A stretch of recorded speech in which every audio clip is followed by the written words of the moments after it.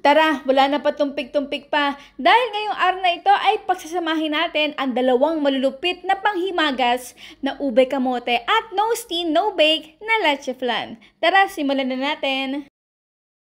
Ang una muna natin gagawin dito ay yung ating first layer na ube kamote. Syempre meron tayo dito kamote. Nilinis ko na yan, binalatan at hiniwa ko ng maliliit para madali itong lumambot. So marami tayong paraan para palambutin yung ating kamote, pwede itong pakuluan sa tubig or katulad na ito na i-steam. So ito ay inisig ko lang ng mga 30 to 45 minutes hanggang sumalambot na ganito. I-mash lang natin ito at set this aside habang piniprepare naman natin yung ating gagamitin.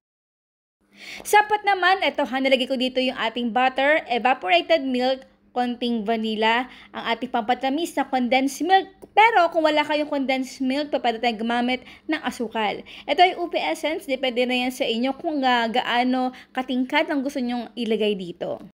Hintay lang ito kumulo over medium heat, then ilagay na natin dito yung ating dinurog na kamote kanina. Yeah, so nilagay ko lang yung lahat dito sa ating kaldero at actually nasa medium high heat ako niyan.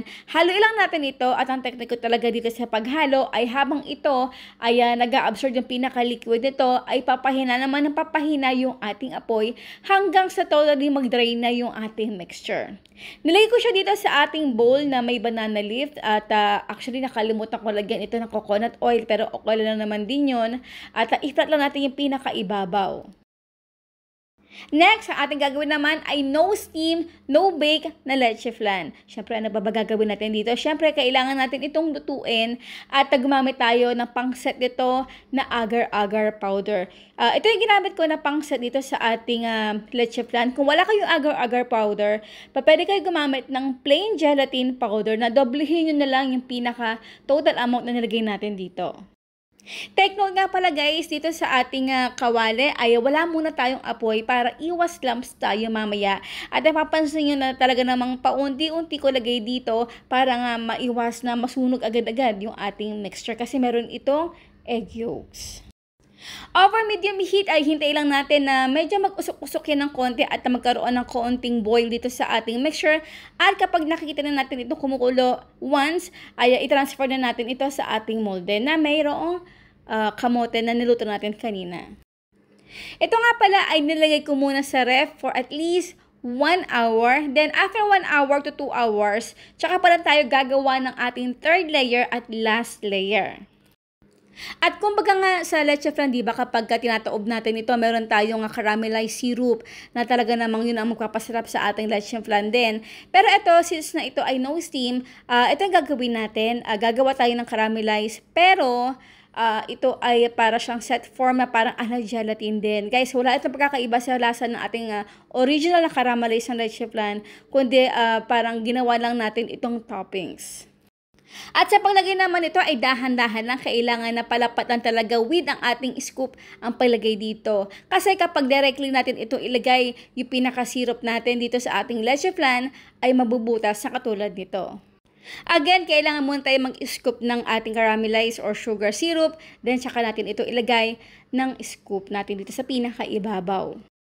After natin ito mailagay ay again kailangan natin ito ilagay sa ref for at least 2 hours or hanggang sa mag-set at lumamig na yung ating dessert, then it's ready to serve. At syempre, since marami na tayo nagawa dito na iba't ibang klase at iba't ibang flavor ng ganitong klaseng dessert, ay talaga naman napaka-confident ko na nasabihin na pwedeng itong ibenta.